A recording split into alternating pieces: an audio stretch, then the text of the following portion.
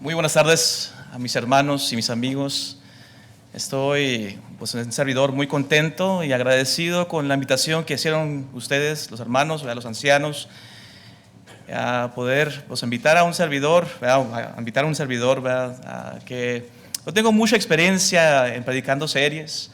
Tengo bastantes años predicando la palabra de nuestro Dios en el púlpito, pero cuando uno tiene una invitación así especial, se pone uno un poquito más nervioso, se pone uno un poquito más cauteloso, se pone a pensar más en lo que va a decir, porque no está en un lugar muy cómodo, por decir, ¿verdad? Uno que predica en la iglesia donde es uno, pues se acostumbra al púlpito, se acostumbra a la gente, los hermanos.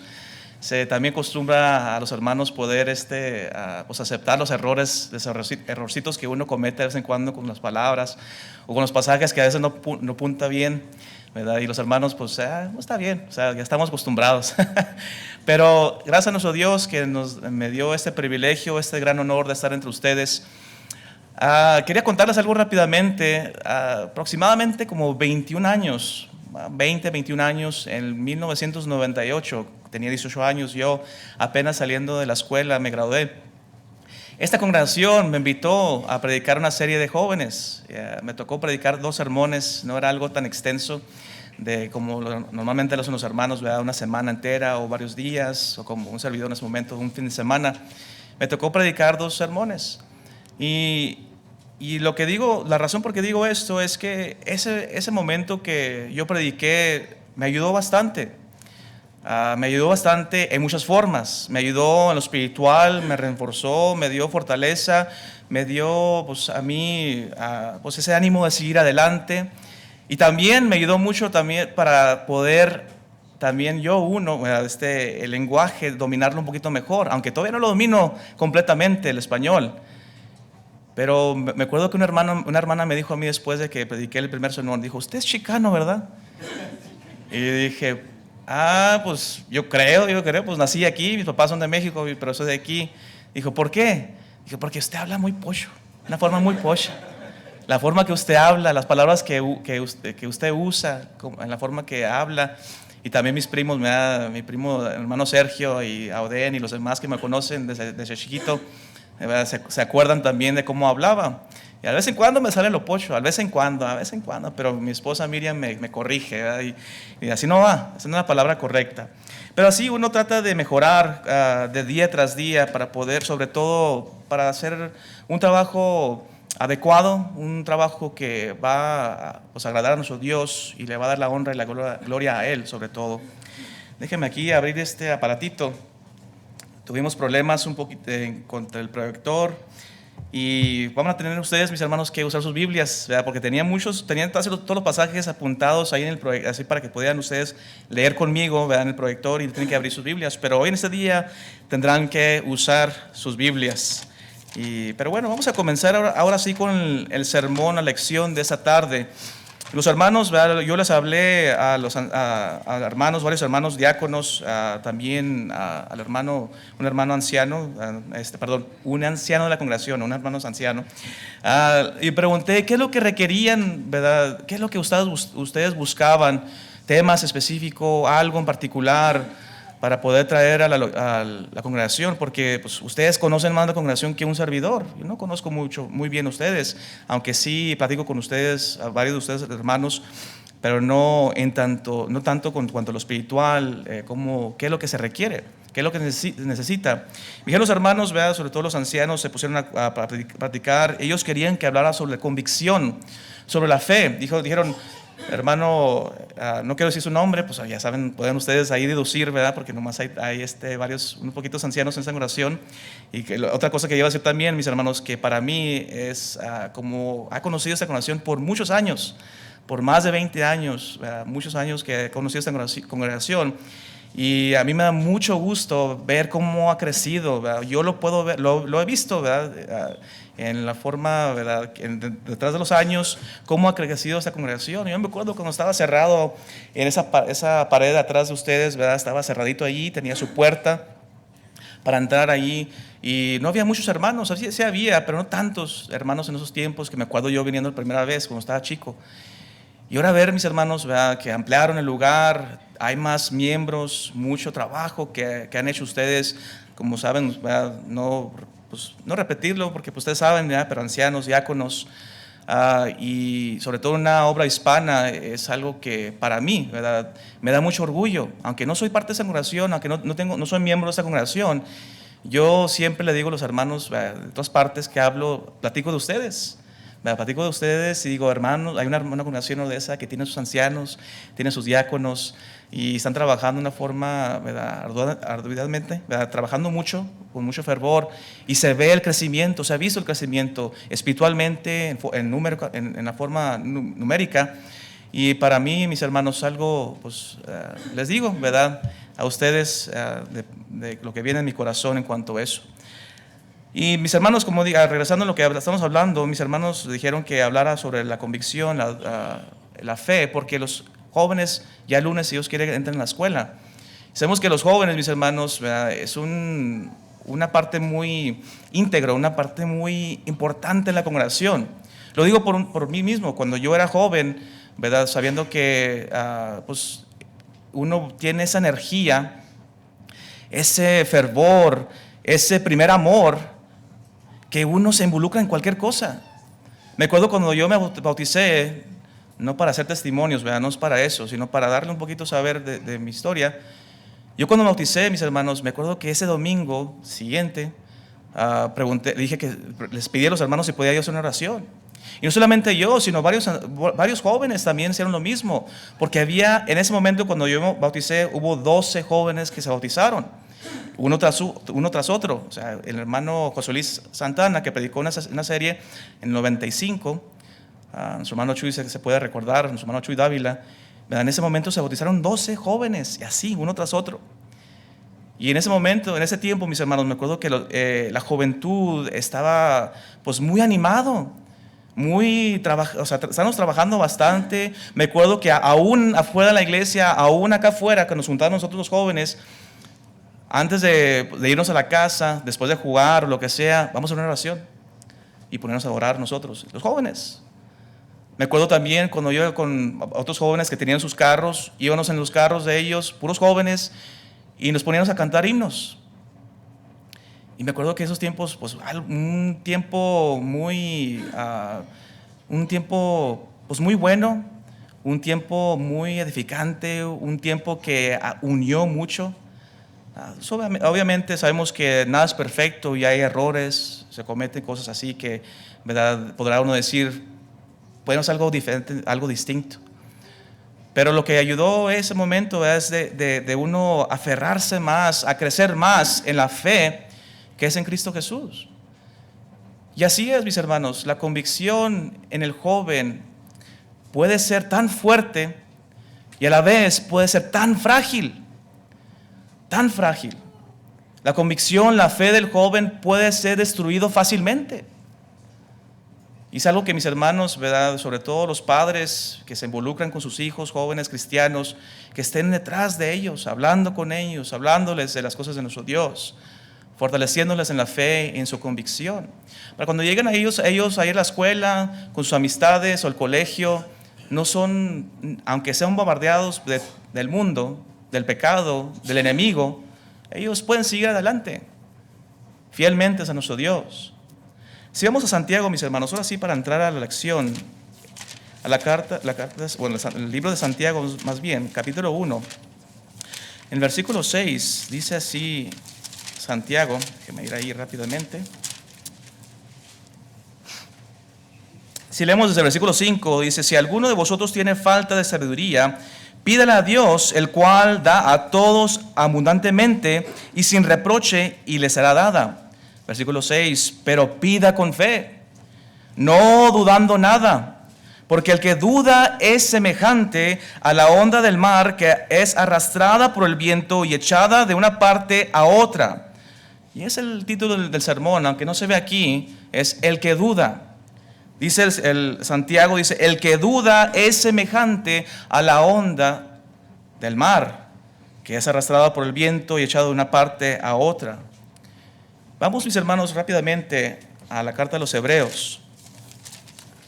La carta de los Hebreos, capítulo 11, el capítulo de la fe, vemos el versículo 1 que dice así: es pues la fe, la certeza de lo que se espera, la convicción de lo que no se ve. La convicción, la fe, son cosas muy fundamentales en el ser, en el cristiano. En todo, sea joven, sea grande, lo que quiero usted decir de cualquier edad, es muy importante y muy fundamental. La convicción, la fe, el poder aferrarse uno a nuestro Dios. Viendo esos dos pasajes, mis hermanos, entendemos que nuestra fe en Dios requiere una fuerte convicción. Una convicción tan profunda y tan arraigada que nada nos puede mover. Y así debe ser en el cristiano, teniendo una fe inmovible y no fingida, que a pesar de los años persiste en el reino, en la iglesia, y no es llevado por cualquier onda y viento, ni arrastrado por el mundo. Pero a pesar de cómo debe ser el cristiano puede llegar a dudar. A pesar de eso, mis hermanos, uno puede llegar a dudar. Se ve, mis hermanos, tristemente en la hermandad, cuando vemos que pregunta uno, ¿y el hermano tal dónde está? Ya no está aquí. Ya no es parte de la congregación. Ya no es miembro de esta congregación. Ya no está en el mundo. ¿Y por qué? Y podrá haber muchas excusas, mis hermanos, habrá muchas razones el por qué, pero uno puede concluir que es la duda. La duda. La duda, mis hermanos, puede derrotar, puede destruir a la persona, al cristiano. Y por lo tanto vamos viendo qué y cómo uno puede fortalecer su fe y no dejar la duda entrar. Y lo que vamos a ver, mis hermanos, en esta noche, qué es lo que podemos, ¿verdad? En qué nos podemos enfocar, qué o cómo podemos hacer para que la duda no entre en el corazón de uno, el corazón del cristiano, del corazón al joven. El primer punto, mis hermanos, de esta noche es el amor de Cristo. Una de las cosas que yo veo, ¿verdad?, en un servidor y a veces cuando uno predica, que se le olvida predicar de Cristo. El apóstol Pablo mismo dice, ¿verdad?, que uno dice, yo vine a predicar a Cristo, de Cristo. Y es lo que uno tiene que enfocarse mucho. Tiene que enfocarse, por decir, siempre en sus sermones. Cuando uno predica, es predicar a Cristo. Y el primer punto, mis hermanos, como dije, es viendo el amor de Cristo. Nuestra convicción está basada en el hecho que Cristo murió por nosotros. Es la convicción, es nuestra fe que murió por nosotros. Es lo que nosotros decimos cuando estamos enfrente de los amigos, cuando estamos enfrente de cualquier persona. Decimos que Jesucristo, el Hijo de nuestro Dios, murió por nosotros. Y esa es nuestra convicción. ¿Por qué digo convicción? Porque, mis hermanos, nosotros no estuvimos ahí para ver ese momento tan especial. Nadie de nosotros estuvo ahí enfrente de la cruz, en el Calvario, viendo a Jesucristo ser crucificado y morir, entregar su espíritu.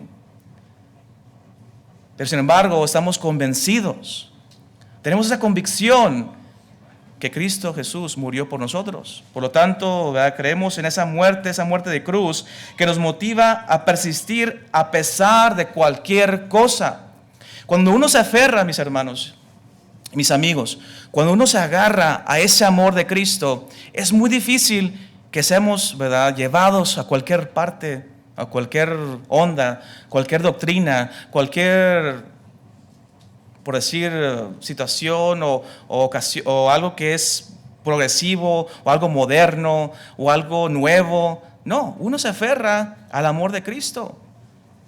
Si vemos a la carta a los Romanos, capítulo 8, aquí el apóstol Pablo habla de ese amor. ¿Y qué es lo que hace el amor de Cristo para él? En Romanos 8, capítulo 8, versículo 35, veremos el versículo 35 y el 38 al 39.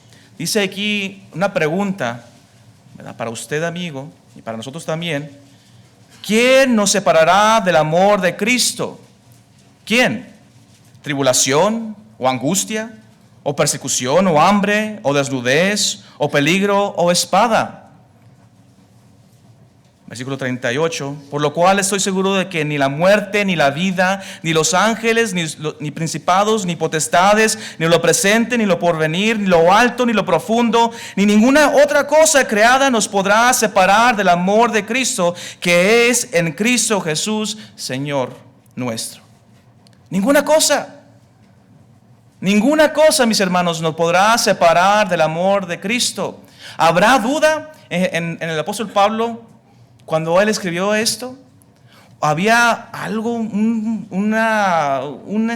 algo pequeño de duda en el corazón de Pablo cuando estaba escribiendo esta carta a los hermanos de Roma. No, vemos muy bien que no. Él mismo dice, ¿qué nos separará del amor de Cristo? Tribulación, problemas, angustias, persecución.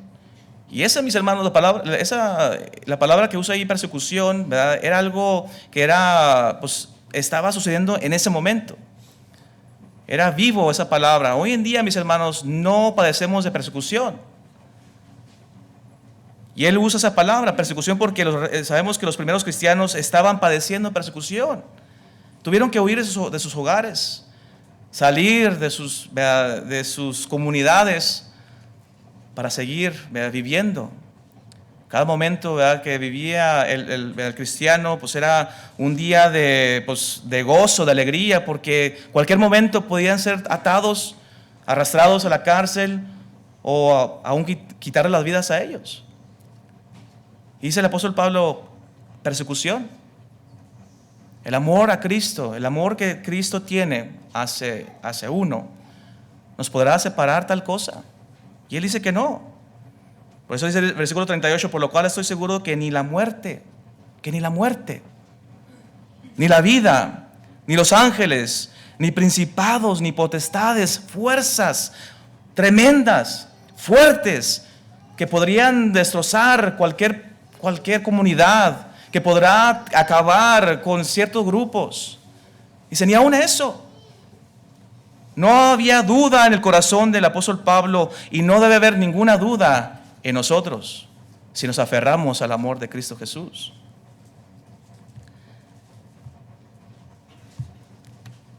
Porque el amor de Cristo nos constriñe, mis hermanos. La palabra constriñe, sineco en el original, significa que nos controla, nos motiva, también nos hace emular ese amor. Cuando uno usa la palabra emular, es cuando uno imita algo, pero no lo mismo como esa cosa o esa persona. Está emulando lo que es. Y así es, mis hermanos, es algo imposible nosotros poder, ¿verdad?, morir en una cruz como Cristo lo hizo.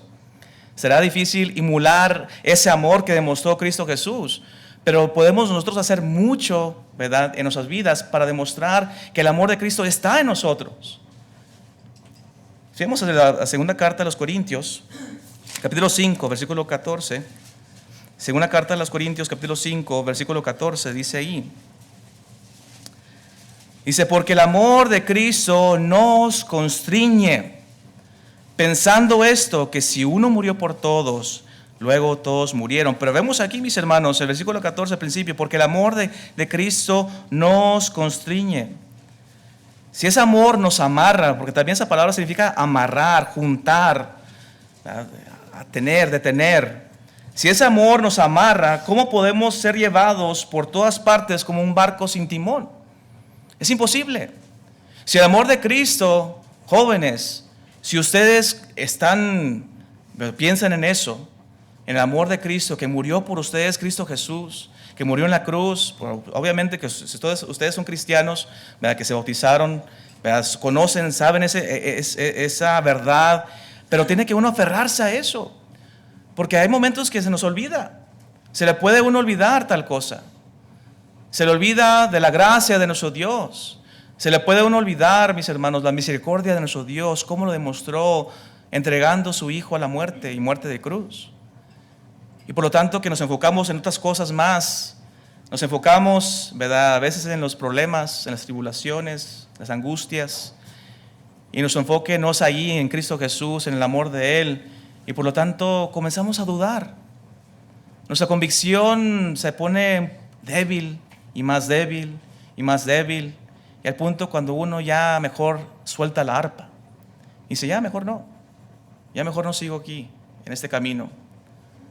Lo digo por mí, porque yo he visto jóvenes que ahora ya no son jóvenes, que ya no son parte del reino de nuestro Dios, que no han seguido en el camino de nuestro Dios. Porque puede ser porque se nos olvida el amor de Cristo. El segundo punto, mis hermanos, para seguir adelante, para que uno puede, ¿verdad? Uno puede aferrarse, uno puede ser fuerte, uno no dejar que la duda entre en uno, y sobre todo también para hacer fuerte nuestra convicción, es leyendo las Escrituras, leyendo la Biblia.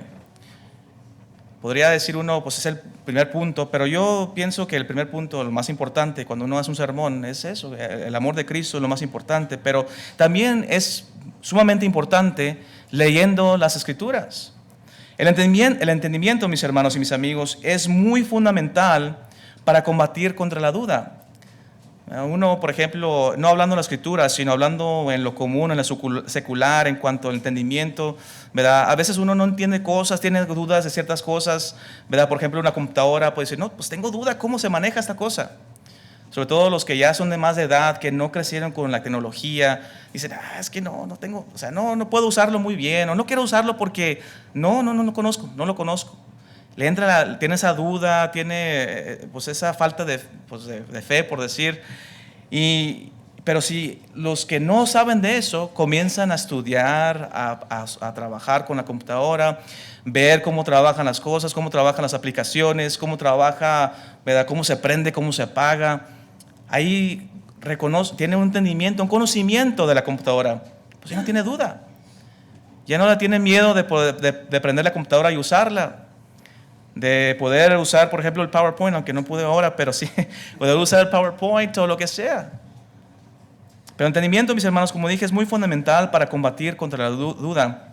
Y leyendo las Escrituras nos ayuda a recibir ese conocimiento tan esencial para afirmar nuestra convicción. Vamos a Efesios, la carta de los Efesios, capítulo 3. Efesios, capítulo 3. Versículo 1 al 6. Dice, por esta causa yo, Pablo, prisionero de Cristo Jesús, por vosotros los gentiles, si es que habéis oído de la administración de la gracia de Dios que me fue dada para con vosotros, que por la revelación me fue declarado el misterio, como antes lo he escrito brevemente. Dice aquí, mis hermanos, aquí está la palabra clave que estamos viendo en este momento. Le dice Pablo a los hermanos en Éfeso, dice, leyendo lo cual podéis entender cuál sea mi conocimiento en el misterio de Cristo. Misterio que en otras generaciones no se dio a conocer a los hijos de los hombres, como ahora es revelado a sus santos apóstoles y profetas por el Espíritu, que los gentiles son coherederos y miembros del mismo cuerpo y copartícipes de la promesa en Cristo Jesús por medio del Evangelio. Un misterio que para ellos antes, mis hermanos, los profetas, que estaban ellos escribiendo, viendo las profecías de nuestro Dios, y ellos preguntaban de ese gran misterio de Cristo Jesús. Ellos no sabían, no entendían cuándo era el tiempo, a quién se refería, cuál generación o de qué. Pero vemos, mis hermanos, que dice el apóstol Pablo, leyendo lo cual podéis entender cuál sea mi conocimiento, o sea el conocimiento del misterio de Cristo Jesús. Ese misterio, como dijo él, que pues tenemos la gracia hoy en día, que el gentil y el judío pueden, ¿verdad?, ser parte del mismo cuerpo que es en Cristo Jesús, por medio del bautismo. Y Cristo Jesús murió por cada uno de nosotros, somos coherederos y miembros del mismo cuerpo.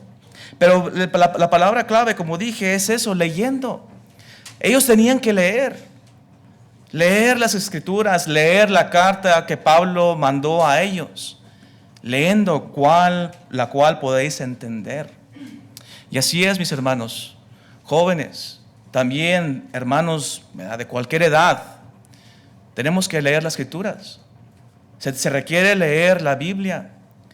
Si uno no lee la Biblia, mis hermanos, jóvenes, si no se acostumbra a leer la Biblia, va a ser muy fácil ser llevado como a las ondas del mar. Va a ser muy fácil ser llevado por cualquier doctrina, porque no está uno está pues, cementado en la verdad. Uno no tiene el conocimiento pleno de Cristo Jesús. Y por lo tanto sale una doctrina nueva o sale algo moderno o algo que nos hace, yo nunca he escuchado eso, pensar algo distinto. Y pues se me oye muy razonable lo que dice tal hermano o mi amigo, lo que dice él, pues es cierto, yo nunca he pensado en eso. Pero va en contra de la voluntad de nuestro Dios, va en contra de la palabra de nuestro Dios, y no se da uno a saber porque pues nunca lee la Biblia. Si el hermano nunca lo predica el domingo, pues uno nunca va a saber. Si no hay estudios en los miércoles sobre tal cosa, pues también pues es fácil para uno pues ser engañados por la mentira. Pero sin embargo, si uno lee las Escrituras, si uno está, ¿verdad?, viendo, y no nomás leyendo, sino también escudriñando la palabra de nuestro Dios, estudiando la palabra de nuestro Dios. Si uno va, mis hermanos, a Hechos, capítulo 17, Hechos, capítulo 17, versículo 11 y 12. Vemos aquí, estas personas que estaban en Berea. Dice, y estos eran más nobles. La Escritura, mis hermanos, la Biblia le da a saber, describe cómo eran ellos. Y simplemente porque ellos hacían una cosa. Bueno, aquí lo que nos da a saber, más nobles que los que estaban en Tesalónica, pues recibieron la palabra con toda solicitud. Y aparte de eso, escudriñaban cada día las Escrituras para ver si esas cosas eran así. Esos hombres los que estaban en Berea, aparte de escuchar a Pablo, a escuchar a ellos predicando, hablando de Cristo Jesús, ellos no se aferraban a eso, no decían, bueno, con eso es suficiente. Lo que dijo aquí este apóstol, ¿verdad?, lo que él dijo es, con eso basta. No, para ellos era más importante escudriñar, estudiar la palabra de nuestro Dios. Cada día las Escrituras para ver si esas cosas eran así. Y así es, mis hermanos. Así es, jóvenes. Uno no puede solamente venir, ¿verdad?, los miércoles, los domingos, los viernes cuando hay estudios o los sábados. Dice, con eso es suficiente. Con eso nos va a ayudar, con eso me va a ayudar para seguir adelante como un fiel cristiano. Y no es así. Es una equivocación, un error tan grande de pensar así. Esos hombres, mis hermanos, eran más nobles, eran hombres que estaban dispuestos a ver que si era cierto lo que decía el apóstol Pablo. Nosotros nos podemos hacer lo mismo cuando un hermano predica, a ver si es cierto lo que dice él, o simplemente decimos, no, sí es cierto lo que dice, es cierto. Lo que dijo el hermano, pues como tanto lo que dijo él, yo me aferro a eso, me quedo con eso y es cierto. Está bien, uno tiene que confiar en sus hermanos, es cierto, uno tiene que estar, ¿verdad?, ver que el trabajo de los hermanos es algo pues importante y uno dice, no, pues yo tengo que confiar en mi hermano porque él, ¿verdad?, está tratando de edificarme a mí, enseñarme, pero somos seres humanos, no somos perfectos y cometemos errores. A veces uno no estudia suficiente o no ve un pasaje claramente y puede decir algo muy distinto y diferente. Pero usted tiene esa habilidad de poder leer la Escritura. Usted tiene su Biblia en sus manos. Usted podrá estudiar ese pasaje, ese capítulo, ese libro y decir, bueno, ¿es cierto o no? Y así, mis hermanos, en el versículo 12, aparte de eso, dice, así que creyeron muchos de ellos. No solamente creyeron porque escucharon a Pablo, sino porque ellos escudriñaron, estudiaron la palabra de nuestro Dios. Y así es como ellos creyeron lo que decía el apóstol Pablo en esos tiempos. El tercer punto, mis hermanos, ¿cómo podrá uno, ¿verdad?, pues hacer que no entre la duda en uno, poder tener una convicción fuerte? Este último punto que vamos a ver es un poquito, pues no sería algo común de decir, pero por favor, présteme atención en esto. El tercer punto es tener por sumo gozo las pruebas.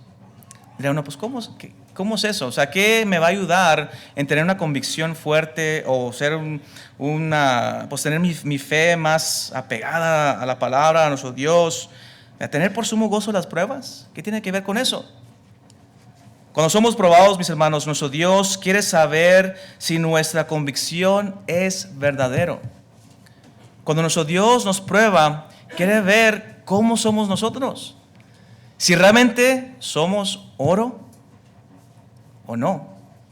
Esa prueba nos refina, está refinando a nuestro ser para ver que si hay realmente oro en él. Si realmente esa alma le está sirviendo con lealtad y con convicción y sin fingimiento. Esas son las pruebas.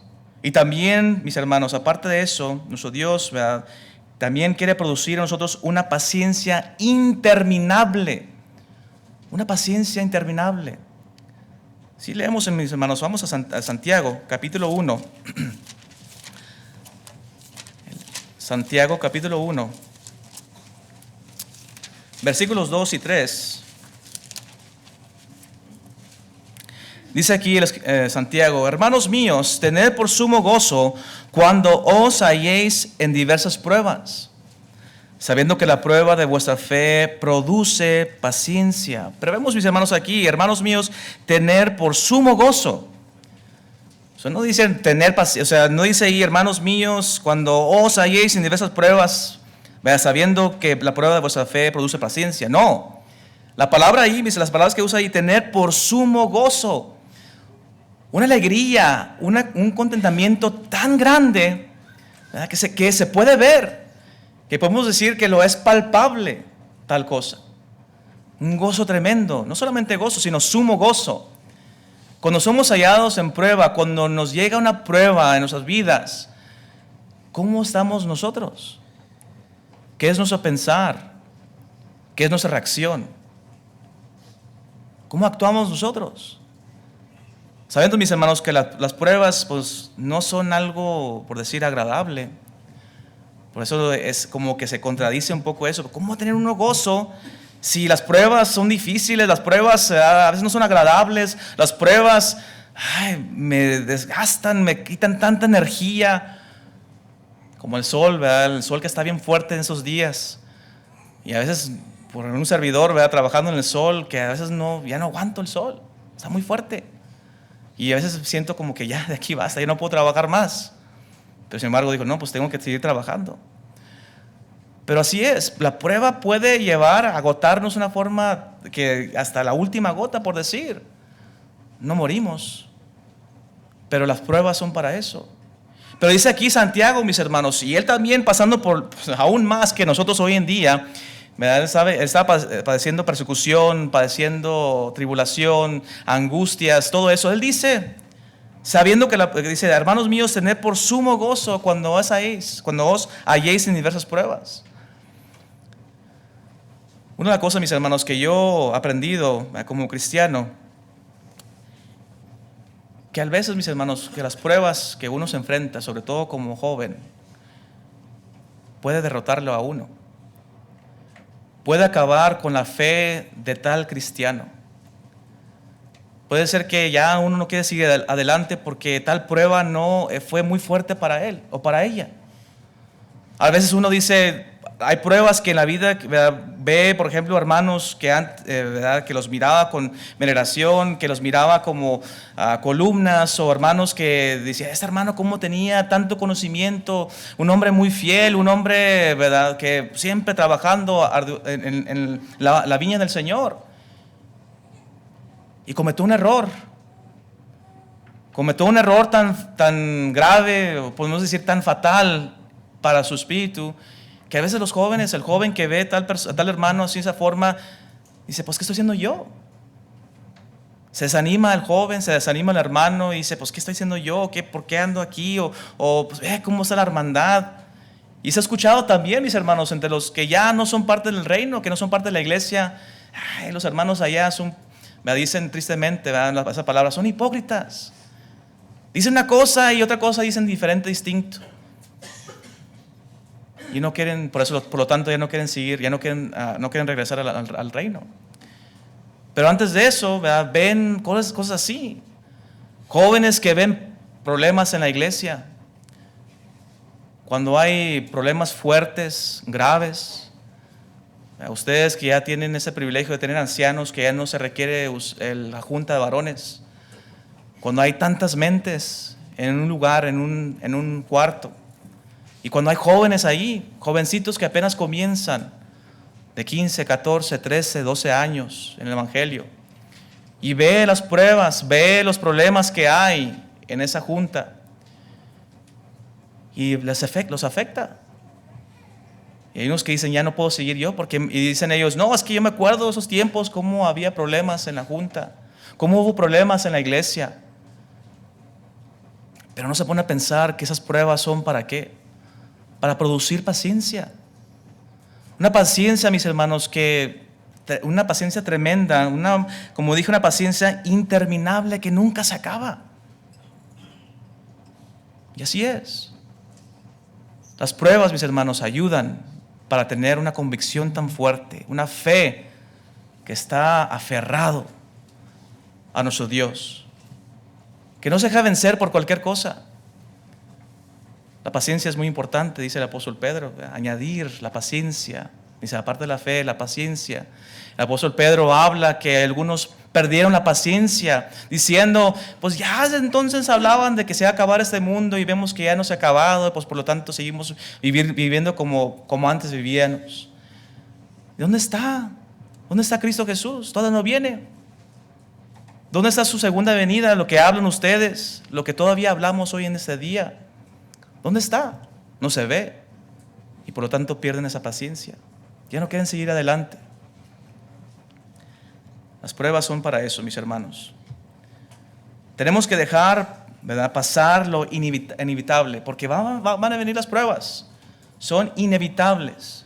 No podrá uno decir, no, ya me pasó 5 pruebas, 10 pruebas en mi vida y ya con eso ya es suficiente.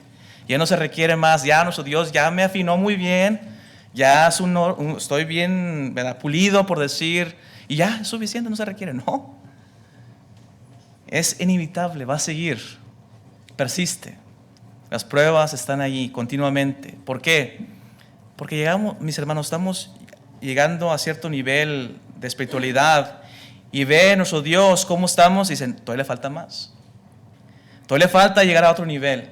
Llegamos a ese nivel y dice, no, todavía le falta más. Todavía le falta más. Hasta que lleguemos a la perfección. Hasta llegar a la perfección. Porque por medio de las pruebas, como dije, mis hermanos, llegamos a ser cabales y perfectos. No seremos incompletos y no habrá duda ninguna. Por eso es. Por eso tenemos que tener, mis hermanos, por sumo gozo las pruebas.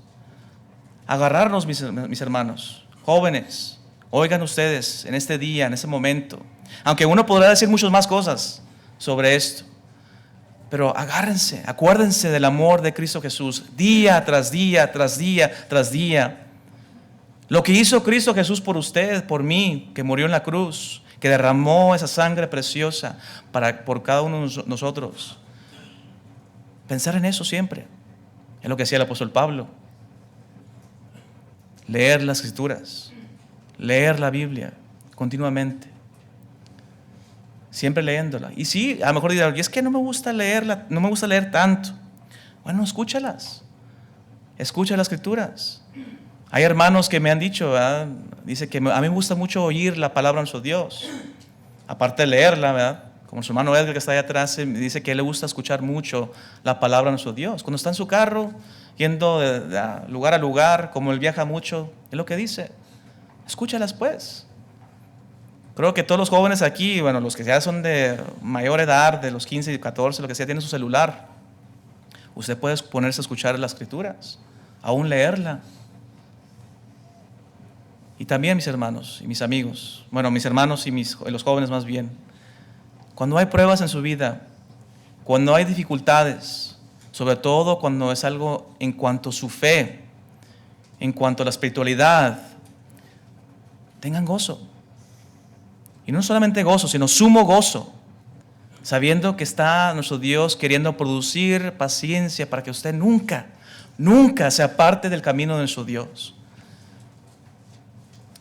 Como dije, mis hermanos, ¿verdad? Aunque son 3 puntos, ¿verdad? Uno tiene que agotar el tema, no puede uno pues, irse a muchas partes, podrá uno añadirle más a esto.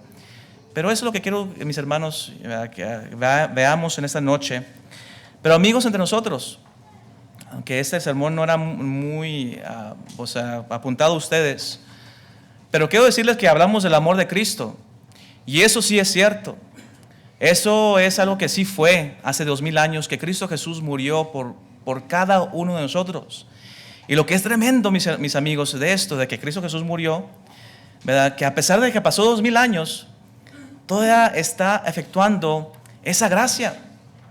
Usted, amigo entre nosotros, puede, ¿verdad?, en ese momento levantar su mano, pasarse enfrente y confesar que Cristo Jesús es el Hijo de Dios y ser bautizado para el perdón de sus pecados. Y así caminar con nuestro Dios a ser una nueva criatura y aferrarse a Él y no dejar que la duda entre en su vida. Pero primeramente tiene que venir a los pies de Jesucristo. Nos ponemos de pie, mis hermanos y mis amigos, para así cantar el himno de invitación. Pase el hermano que tiene